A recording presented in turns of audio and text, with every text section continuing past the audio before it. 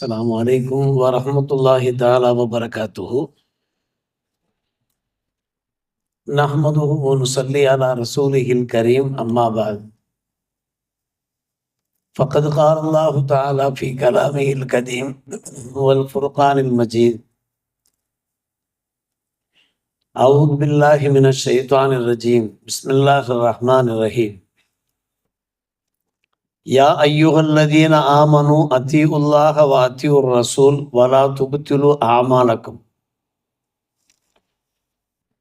ஆமன்னா பில்லா சதகல்லாஹு மௌலானுல் அலியுல் அதீம். பெரும்புக்குரிய பெரியோர்களே, வல்ல அல்லாஹ் நமக்கு அளித்த பல்வேறு பாக்கியங்களிலே ஒன்று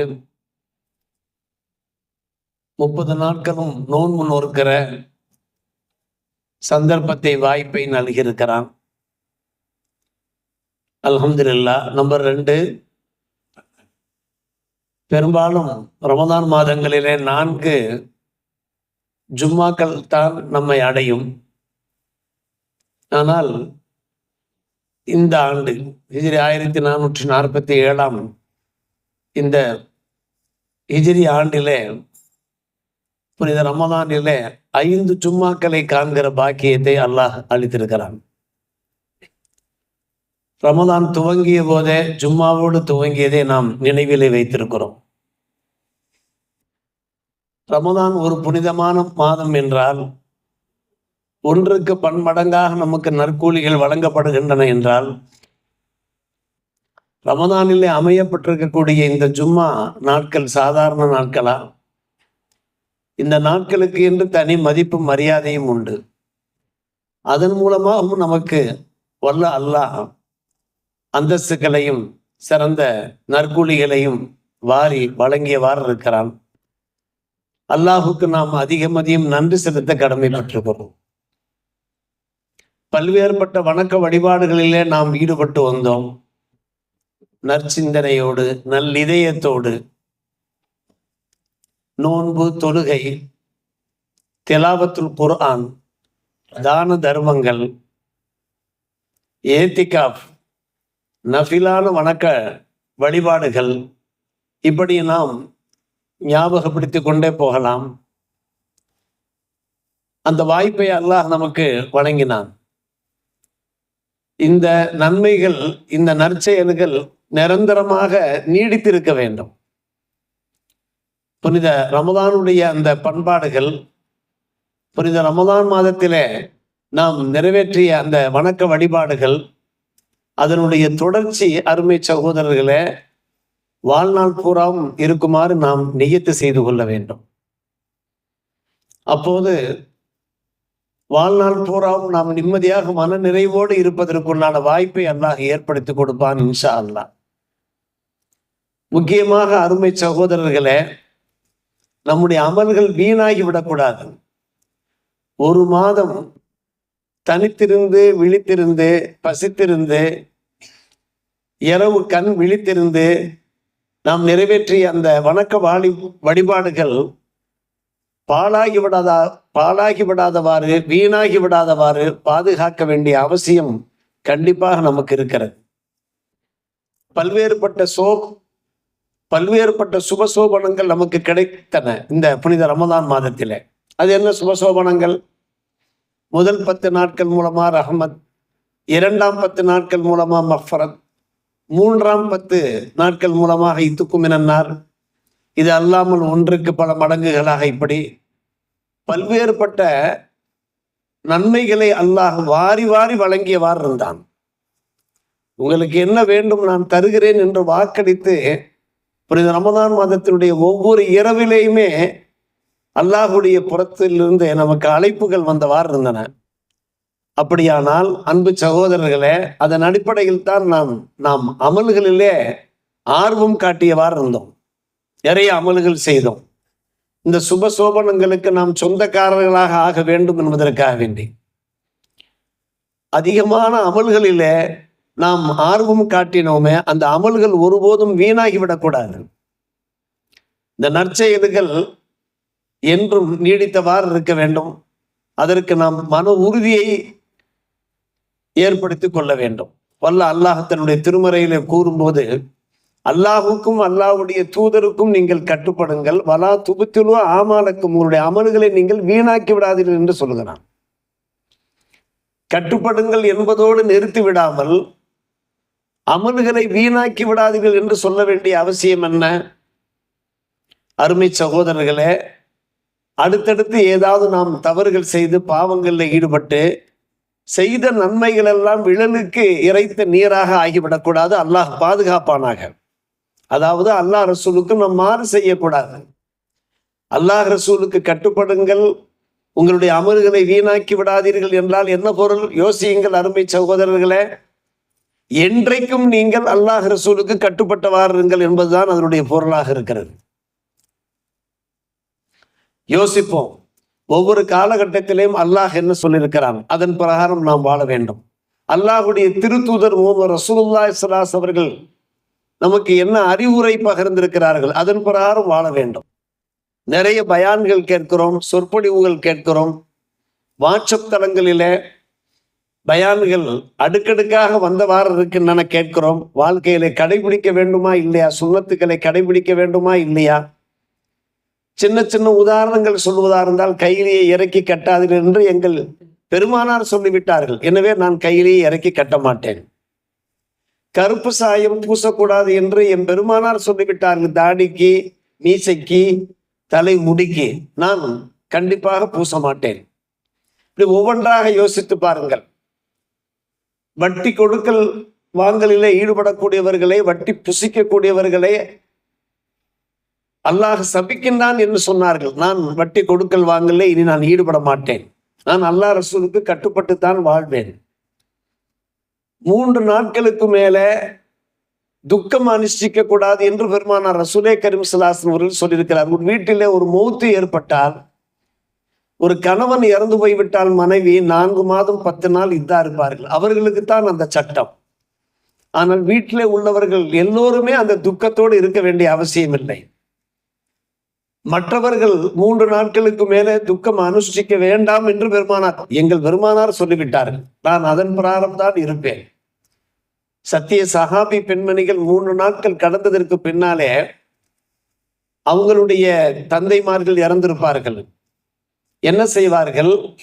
3 நாட்களுக்கு பின்னாலே நறுமணத்தை எடுத்து உடம்பிலே பூசிக்கொள்வார்களாம். எதற்காக நாங்கள் பூசுகிறோம் என்றால், பெருமானார் ரசூலே கரீம் ஸல்லல்லாஹு அலைஹி வஸல்லம் அவர்களுக்கு நாங்கள் வழிபடுகிறோம். 3 நாட்களுக்கு மேலே அரபிலே இஹ்தாதி என்பார்கள், துக்கம் அனுஷ்டிப்பதற்கு. என்றால் எந்த அளவுக்கு அவர்கள் கட்டுப்பட்டு வாழ்ந்திருக்கிறார்கள் பாருங்கள். ஹிஜாப் அணிய சொன்ன உடனே அடுத்த நிமிஷமே வீட்டுக்கு சென்று ஹிஜாப் அணிந்தார்கள் நாம் பார்க்கிறோமா இல்லையா? எப்போது மதுவிலக்கு வந்ததோ உடனடியாக என்ன செய்தார்கள் சத்திய சஹாபிகள்? அந்த மது குடங்களை போட்டு உடைத்தார்கள் என்று, மது பாத்திரங்களை போட்டு உடைத்தார்கள் என்று வருகிறதா இல்லையா? எனவே அருமை சகோதரர்களே, பெரியவர்களே, இதுகாரும் நாம் செய்த அந்த அமல்கள் அது பாதுகாப்பாக இருக்க வேண்டும் என்றால், கபூலியத்தோடு இருக்க வேண்டும் என்றால், நாம் என்ன செய்ய வேண்டும்? அல்லாஹ் ரசூலுக்கு கட்டுப்பட்டு நாம் வாழ வேண்டும். சில உதாரணங்கள் சொல்லுவார்கள். இந்த மாதத்திலே அல்லாஹ் ரப்புல் ஆலமீன் கஃபூர் ரஹீமாக இருக்கிறான், அஃபூன் கரீமாக இருக்கிறான். அவன் சிறந்த மன்னிப்பாளன். என்றைக்கும் அல்லாஹ் சிறந்த மன்னிப்பாளன் தான். சில சமயங்களில் சண்டை சச்சரவுகள் வரும்போது சில பேர் சிலரை பார்த்து சொல்வார்கள், அல்லாஹ் உன்னை மன்னிக்கவே மாட்டான்பா. அல்லாஹ்வுக்கு உத்தரவு போடுவது போல் இருக்கும். எப்படி அல்லாஹ் மன்னிக்காமல் இருப்பான்? மன்னிப்பது என்பதும் மன்னிக்காமல் இருப்பது என்பதும் அல்லாஹ்வுடைய ஒரு உரிமை. பெருமானார் ரசூலே கரீம் ஸல்லல்லாஹு அலைஹி வஸல்லம் காலகட்டத்திலே அப்படி ஒரு சம்பவம் நடந்தது. ஒருவர் இன்னொருவரை பற்றி சொல்லும்போது, இன்னல்லாஹ் லா யக்ஃபிரு லிஃபுலான் என்றார். இன்னாருக்கு அல்லாஹ் ஒருபோதும் மன்னிப்பு தரமாட்டான் என்று. அல்லாஹ் ரப்புல் ஆலமீன் சொன்னானாம் ஹதீஸ் குதுசி, எப்படி சத்தியம் செய்ய போயிற்று, நான் இன்னாருக்கு மன்னிக்க மாட்டேன் என்று அவர் சத்தியம் செய்ய போயிற்று. இதன் காரணமாக யாருக்கு நான் மன்னிக்க மாட்டேன் என்று இவர் சொன்னாரோ அவர் பாவத்தை நான் மன்னித்து விட்டேன். யார் மன்னிக்க மாட்டார் என்று சபதம் சத்தியம் பண்ணினாரோ அவருடைய அமல்களை எல்லாம் வீணாக்கி விட்டேன் என்று அல்லாஹ் சொல்லியதாக முஸ்லிம் ஷரீஃபிலே பதிவாயிருக்கிறது. அல்லாஹ் கஃபூர் ரஹீம், அவன் சிறந்த மன்னிப்பாளன். அவனுடைய அதிகாரத்திலே, அவனுடைய உரிமையிலே எவரும் தலையிடவே முடியாது. இதன் காரணமாக அமல்களே வீணாகி விட்டதே. இந்த ஒரு வார்த்தையின் காரணமாக நம்முடைய அமல்கள் வீணாகுவதற்கு இதெல்லாம் காரணமாக ஆகிறது என்பதற்காக நான் சொல்ல வருகிறேன். என்றைக்கும் அல்லாஹ் மன்னிப்பாளன். அவருடைய தயவு தாட்சண்யத்தை எதிர்பார்த்துத்தான் நாம் வாழ வேண்டியிருக்கிறது. அதே போன்று நபியினுடைய அந்த சுன்னத்துக்களை அவமதித்து விடக்கூடாது. உதாரணமாக சொல்வதாக இருந்தால், சத்திய சஹாபிகளை பார்த்து அல்லாஹ் அறிவிப்பு செய்திருந்தான், ஆணை பிறப்பித்திருந்தான், நபியினுடைய குரலுக்கு மேலே உங்களுடைய குரல்களை நீங்கள் உயர்த்தினீர்கள் என்றால் உங்களுடைய அமல்கள் பாழாகி போய்விடும் என்றான். நபி சமூகத்தில அவர்களுடைய குரலுக்கு மேலே நீங்கள் குரலை உயர்த்தி பேசக்கூடாது. அது ஒரு மரியாதை குறைவாக இருக்கிறது, அவமரியாதையாக இருக்கிறது என்று அல்லாஹ் உத்தரவு பிறப்பித்தானே. அது அந்த காலத்துக்கு மட்டுமல்ல, அந்த சூரத்துல் குஜராத்தில் இருக்கக்கூடிய இந்த வசனம் அந்த குறிப்பிட்ட காலத்திற்கு மட்டுமல்ல, இப்போதைக்கும் உண்டு. நபியினுடைய வாழ்க்கை வழிமுறைகளை நாம் அவமதித்து விடக்கூடாது. அதை நாம் சாதாரணமாக எண்ணிவிடக்கூடாது. நபி ஸல்லல்லாஹு அலைஹி வஸல்லம் சுன்னத்துக்கள் என்னவோ அந்த சுன்னத்துக்களை இன்றைக்கும் நாம் கடைபிடித்தோம் என்றால் அந்த ஆயத்தினுடைய சாராம்சம் பிரகாரம் முத்தாய்ப்பாக நாம் வாழ்கிறோம் என்பது பொருளாகும்.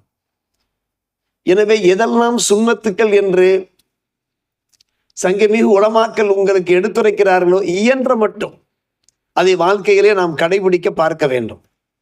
நம்முடைய அமல்கள் வீணாகி விடாதவாறு பார்க்க வேண்டும். அடுத்த அருமை சகோதரர்களை, இவ்வளவு இபாதத்துகள் வணக்க வழிபாடுகளை நாம் நிறைவேற்றினோமே, நாம் யாரையும் வேதையும் படித்து விடக்கூடாது, ஏசக்கூடாது, தாக்கக்கூடாது, யாருக்கும் அநீதம் இழைத்து விடவும் கூடாது. இதெல்லாம் செஞ்சோம் என்றால் இவ்வளவு காலமாக நாம் செஞ்ச அமல்கள் எல்லாம் வீணாகி போய்விடும். சற்று யோசிக்க வேண்டும். ரமலான்ல எந்த அளவுக்கு கட்டுப்பாடாக இருக்கிறோம்? நாவடக்கி பேசுகிறோமா இல்லையா? கோபத்தை நாம் நின்று விழுங்குகிறோமா இல்லையா? நம்முடைய உணர்வுகளை நாம் சமணப்படுத்துகிறோமா இல்லையா? இந்த நிலை வருடம் பூராவும் இருக்க வேண்டும். மறுமை நாளிலே அந்த காட்சியை பல முறை நாம் கேள்விப்பட்டிருக்கிறோம்.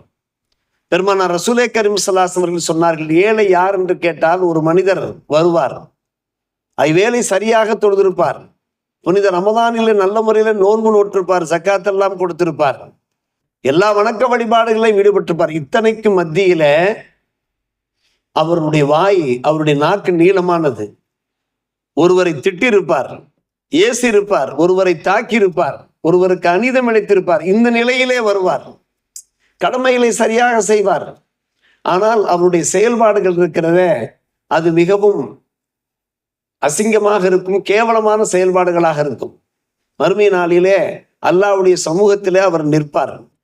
யாரையெல்லாம் திட்டினாரோ, யாரையெல்லாம் ஏசினாரோ, யாருக்கெல்லாம் அநீதம் இழைத்தாரோ, அருமை சகோதரர்களே, பெரியோர்களே, அவர்களுக்கெல்லாம் இவர் செய்த அத்தனை நன்மைகளும் அவர்களுக்கு பகிர்ந்தளிக்கப்பட்டுவிடும். இவர் தொழுது என்ன பயன்? நோன்பு நோற்று என்ன பயன்? ஹஜ்ஜு உம்ரா செய்து என்ன பயன்? தான தர்மங்கள் செய்து என்ன பயன்? யாரையெல்லாம் அநியாயமான முறையில் தாக்கினாரோ, ஏசினாரோ, பேசினாரோ அவர்களுக்கு இவருடைய நன்மைகள் எல்லாம் பகிர்ந்து அளிக்கப்பட்டுவிடும். அதற்கு பின்பும் நன்மைகள் தேவைப்படும். அந்த அளவுக்கு அவர் பிறரை துன்புறுத்திருப்பார், வேதனைப்படுத்திருப்பார். பிறகு என்ன செய்வார்கள்? யாரையெல்லாம் திட்டினாரோ, ஏசினாரோ, பேசினாரோ அவர்கள் செய்த பாவங்களை எல்லாம் இவர் மீது தூக்கி வீசப்படும். ஒரு பக்கம் நன்மைகள் காலியாகிவிட்டன, மறுபக்கம் அதற்கு பகரம் வாங்கியாகிறது. எனவே அவர்கள் செய்த பாவங்கள் இருக்கும் அல்லவா, பாதிக்கப்பட்டவர்கள், அவர்கள் செய்த பாவங்களை இவருடைய தலையிலே வீசப்பட்டு இவர் நரகத்திலே தூக்கி வீசப்படுவார் என்கிற ஹதீஸ் முஸ்லிம் ஷரீஃபில் இருக்கிறது. யோசிக்க வேண்டும் அருமை சகோதரர்களே, நாம் எப்படி வாழ்ந்து கொண்டிருக்கிறோம்? நம்மால் யாரும் பாதிக்கப்பட்டிருக்கிறார்களா? யாரும் துன்பப்பட்டிருக்கிறார்களா? யாருடைய உரிமைகளையும் நாம் அவமதித்திருக்கிறோமா? யோசிக்க வேண்டும். எவ்வளவு வணக்க வழிபாடுகளும் செய்தாலும் அவை வீணாகி விடக்கூடாது. அதற்காகத்தான் இன்றைய ஜும்மாவுடைய பயான் என்ன? அருமை சகோதரர்களே, 30 நாட்களும் நாம் வணக்க வழிபாடுகளில் ஈடுபட்டோமே, ஒரு சுய பரிசோதனை நாம் செய்து கொள்ள வேண்டும்.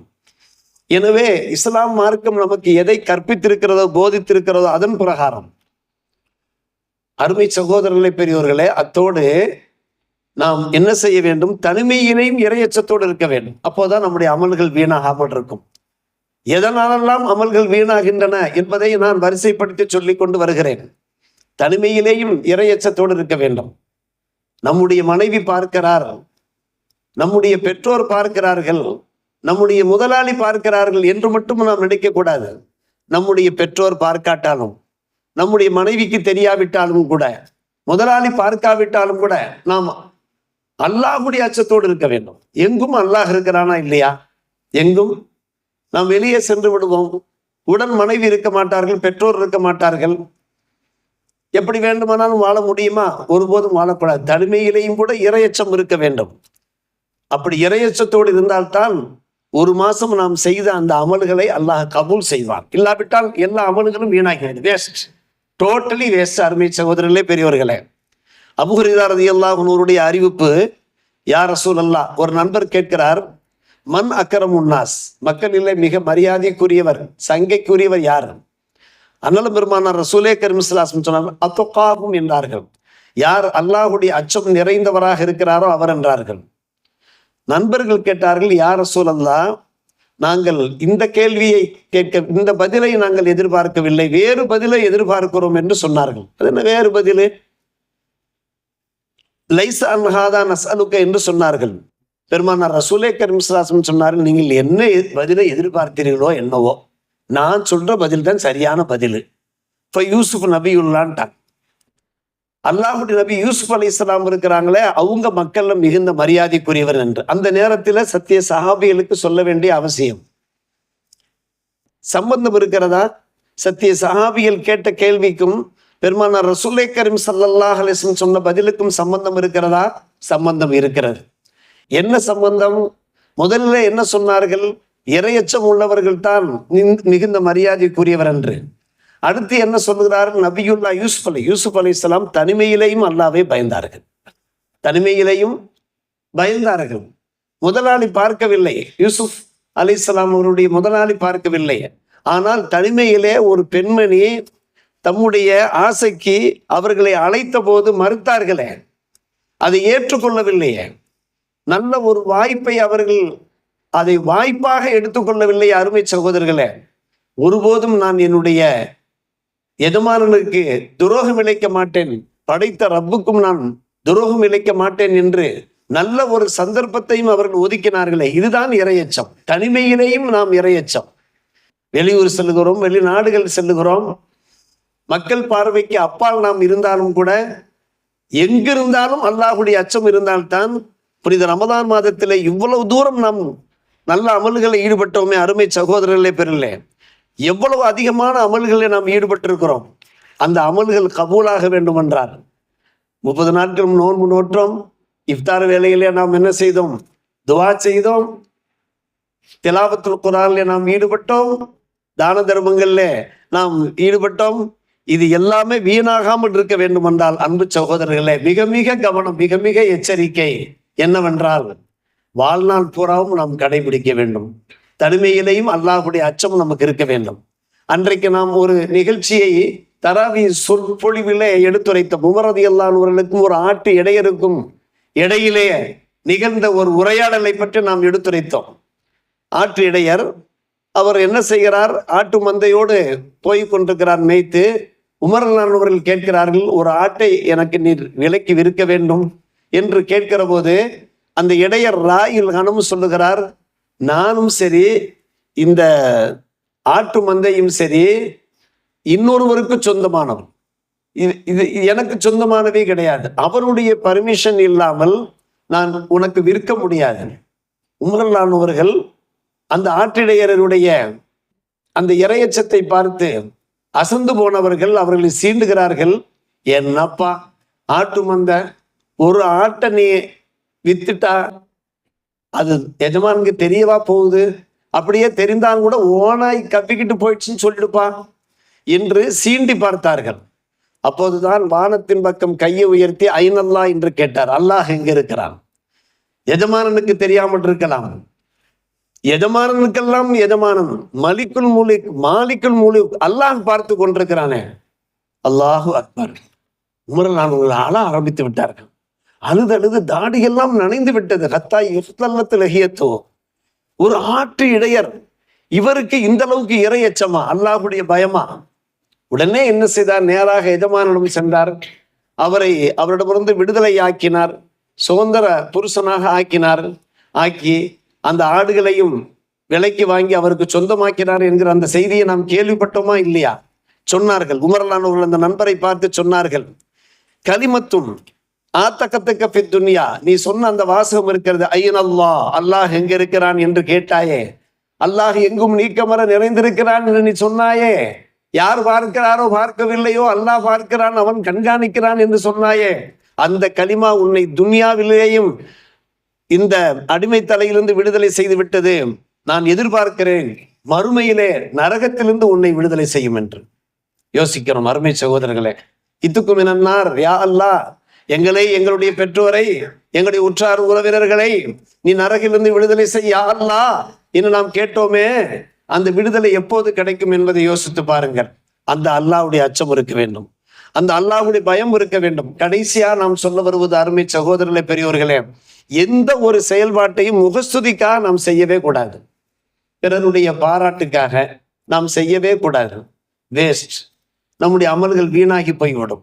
பெருமானார் ரசூலே கரீம் ஸல்லல்லாஹு அலைஹி வஸல்லம் சொன்னார்கள், என்ன சொன்னார்கள்? நான் என்னுடைய உம்மத்தமார்கள் மீது அதிகம் பயப்படுகிற விஷயம் ஷிர்க் அஸ்கர் என்றார்கள், சிறிய இணை வைத்தல் என்றார்கள். ஷிர்க் அஸ்கர் என்றால் என்ன? சத்திய சஹாபிகள் விளக்கம் கேட்டார்கள்.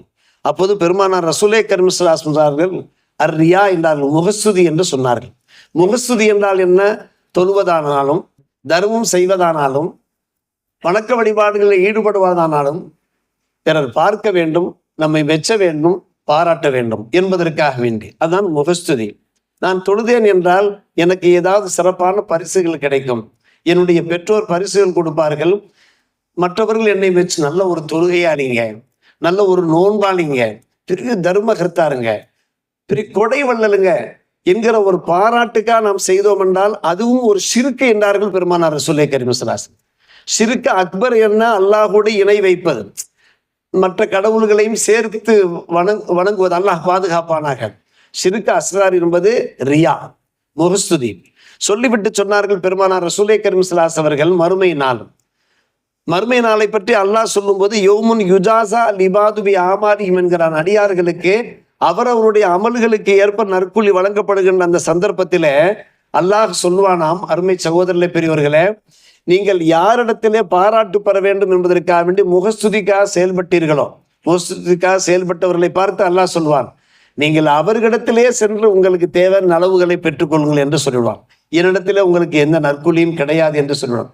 அந்த இழுக்கான நிலைமைக்கு நாம் ஆளாக வேண்டுமா? சற்று யோசிக்க வேண்டும் அன்பு பெருமக்களே, சகோதரர்களே. எனவே நாம் இஹ்லாஸோடு செய்ய வேண்டும். எந்த ஒரு கடமைகளையும், எனக்கு இந்த கடமையில் நான் செய்கிறேன் என்றால், நான் தான தர்மங்கள் வழங்குகிறேன் என்றால், யா அல்லாஹ் உன்னுடைய திருப்பொருத்தத்தை எனக்கு தந்தருள் யா அல்லாஹ். ஒரு நண்பர், நமது ஊர் நண்பர் ஒருவரே சொல்கிறார், என்னிடத்திலே மட்டும் அவர் ஷேர் பண்ணி கொண்டார். அவர் ஊரெல்லாம் அவர் பகிரங்கப்படுத்தவில்லை, பப்ளிசிட்டி பண்ணவில்லை. இத்தனை குடும்பங்களுக்கு ஹஜ்ரத் இந்த அளவுக்கு நான் மளிகை பொருள்கள் நான் கொடுத்திருக்கிறேன், என்னுடைய துணைவியர் தான் அதை வரிசைப்படுத்தி கொடுத்தார்கள், என்னென்ன பொருள்கள் கொடுக்க வேண்டும், கூடுதலாக 1 கிலோ பிரியாணி அரிசியும் சேர்த்து கொடுக்க வேண்டும். அப்போதான் அவர்கள், அதாவது சாதாரண அரிசியும் சாப்பாட்டு அரிசியும் தருகிறார்கள். அப்போதான் பெருநாள் அன்னைக்கு அவர்கள் என்ன செய்ய முடியும், ஒரு நல்ல உணவு, ஒரு பிரியாணி அவர்கள் சமைத்து சாப்பிட முடியும் என்று என்னுடைய துணைவியார் சொன்னார்கள். நான் அதன் பிரகாரம் செய்திருக்கிறேன். இதில் துவா செய்யுங்கள், இஹ்லாஸோடு செய்வதற்கு துவா செய்யுங்கள். வரும் ஆண்டிலே நான் மேலும் அதிகமாக செய்ய வேண்டும். அருமை சகோதரர்களே, பெரியவர்களே, நம்ம ஹதீஸுகளில் 3 வகையான ஹதீஸ். நீங்கள் நோன்பு நோற்பதாக இருந்தாலும் சரி, லைலத்துல் கத்ரில் நின்று தொழுவதானாலும் சரி, புனித ரமதான் மாதத்தினுடைய ஒவ்வொரு இரவிலையும் நின்று தொழுவதானாலும் சரி, ஈமான் வேண்டும், இஹ்திசாப் வேண்டும் என்கிறார்கள். அப்போதான் உங்களுடைய பாவங்கள் மன்னிக்கப்படும். ஈமானோடு, தூய உள்ளத்தோடு, பரிசுத்த உள்ளத்தோடு. இல்லாவிட்டால் வேஸ்ட். அன்பான பெருமக்களே, நாம் செய்த எந்த ஒரு வணக்கம், நான் தொழுவதா இருந்தாலும் சரி, என்னை 4 பேரை பாராட்ட வேண்டும், என்னுடைய சொற்பொழிவை கேட்டு ஹசரத் என்ன பிரமாதமா பேசுறாரு என்று பாராட்ட வேண்டும் என்பதற்காக நான் பேசினேன் என்றால் என்னுடைய பேச்சு வேஸ்ட், என்னுடைய சொற்பொழிவு வேஸ்ட், என்னுடைய வணக்க வழிபாடுகள் வேஸ்ட். அன்பு சகோதரர்களை பெற, என்னுடைய இதயத்திலே பரிசுத்தம் வேண்டும், தூய்மை வேண்டும், இஹ்லாஸ் வேண்டும். இல்லாவிட்டால் ஒரு மாதம் நாம் செய்த இந்த அமல்கள் வீணாகி போய்விடுமே. அன்பு பெருமக்களை, தங்களுக்கு மட்டுமல்ல, என்னையும் நான் சுய பரிசோதனை செய்து கொள். மறுமை நாளிலே ஒரு நிலைமை உண்டாம். குர்ஆனிலே அல்லாஹ் சொல்கிறான், நீங்கள் சஜ்தா செய்யுங்கள் என்று சொல்லுவான். நல்ல மூமின்கள் எல்லாம் மிக சிறப்பான முறையில் சஜ்தா செய்வார்கள். ஆனால் யார் முகஸ்துதிக்காக வேண்டி, பிறர் பாராட்டுக்காக வேண்டி அல்லாவை தொழுதார்களோ, வணங்கினார்களோ, ஹஜ்ஜு உம்ராவுக்கு போய் விளம்பரப்படுத்தினார்களோ, இவர்களும் என்ன செய்வார்கள்? சஜ்தா செய்வதற்காக வேண்டி முற்படுவார்கள், முயற்சி செய்வார்கள். என்ன ஆகும்?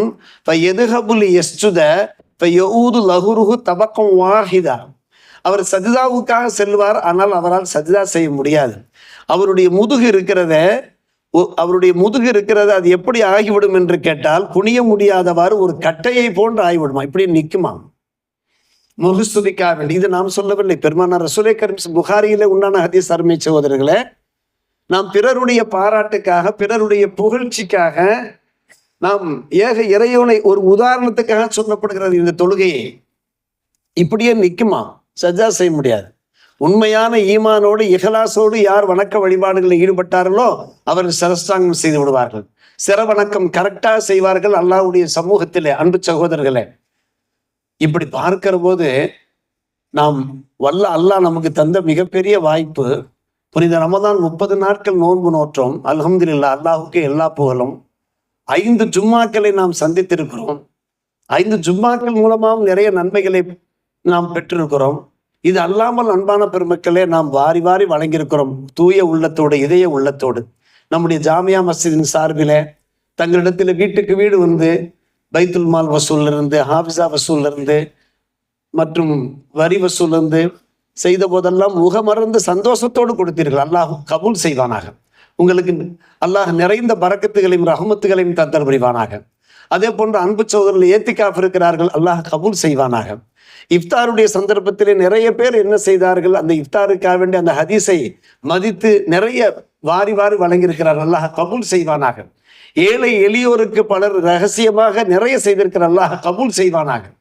அதே போன்று மிஸ்பாருதா அரபிக் கல்லூரிக்கு பல வகையிலையும் மக்கள் தான தர்மங்கள் சந்தாக்கள் தந்திருக்கிறார்கள், அல்லாஹ் கபூல் செய்வானாக. இந்த பரிசுத்தமான சிந்தனை அன்பு சகோதரர்களை, பெரியோர்களே, என்றைக்கும் இருக்க வேண்டும், காலகாலம் இருக்க வேண்டும். அப்போதான் அல்லாஹ் கபூல் செய்வான். அப்படி இல்லாவிட்டால் எவ்வளவு அமல்கள் செய்தாலும் அந்த அமல்கள்லாம் விழலுக்கு இறைத்த நீராகி விடுமே. அல்லாஹ் பாதுகாப்பானாக. நம்முடைய இபாதத்துக்கெல்லாம் டோட்டலி வேஸ்ட் ஆகிவிடுமே. அல்லாஹ் பாதுகாப்பானாக. எனவே தான் அன்பு சகோதரர், நாம் அப்படிப்பட்ட நல்லிதயம் படைத்தவர்களாக நாம் இருக்கிறோம். அல்ஹம்துலில்லாஹ், அதில் சிந்தித்தும் சந்தேகம் இல்லை. நம்மில எவரும் முகஸ்துதிக்காக, பாராட்டுக்காக செயல்படக்கூடியவர்கள் இல்லை என்கிற நம்பிக்கை இருக்கிறது. ஆனால் அந்த நம்பிக்கையை நாம் மேலும் மேலும் வளர்த்து கொண்டே போக வேண்டும். அந்த ஈமானையும் தக்வாவையும் நாம் வளர்த்து கொண்டே போக வேண்டும். அத்தே நல்லோர்கள் கூட்டத்தில், நல்லடியார்கள் கூட்டத்தில் வல்ல அல்லாஹ் நம் எல்லோரையும் சேர்த்துக் கொள்வானாக. வாஹிர் தாவானா அல்ஹம்துலில்லாஹி ரப்பில் ஆலமீன்.